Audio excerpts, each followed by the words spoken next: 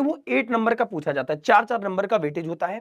इसमें 2 चैप्टर आते हैं प्यारे बच्चों, चैप्टर नंबर 1 आपका और चैप्टर नंबर प्यारे बच्चों 2 आता है, ठीक है। तो दोनों चैप्टर सेम मार्क कैरी करते हैं, यानी कि 4+4 मार्क्स आपको मिलता है। ये फिक्स होता है प्यारे बच्चों, चूंकि बोर्ड एग्जाम में जो भी पेपर बनाएगा उसको ये वेटेज दिया जाता है कि आपको पेपर इसी सेगमेंट में बनाना है प्यारे बच्चों, ठीक है। तो पूरा एनालिसिस 7-8 सालों के बाद पूरे एक्सपीरियंस के साथ प्यारे बच्चों मैं ये वीडियो आपके सामने लेकर आया हूं।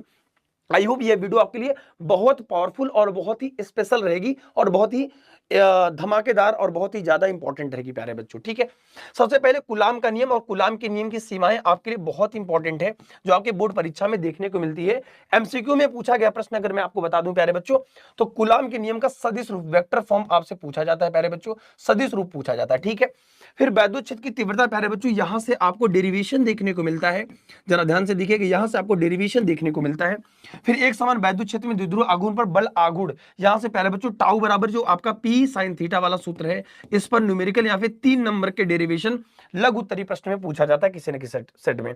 गॉस के नियम के अनुप्रयोग आपके लिए प्यारे बच्चों इंपॉर्टेंट है। वैद्युत विभव द्विध्रुव के कारण अक्षीय तथा निरक्षीय इन दोनों में आता है।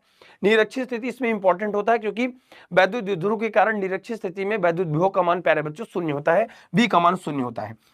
द्विध्रुव की स्थिति ऊर्जा, समांतर प्लेट संधारित्र की धारिता का सूत्र C बराबर प्यारे बच्चों एप्सिलॉन नॉट A अपॉन में D, इसमें ये प्यारे बच्चों टॉपिक इंपॉर्टेंट है।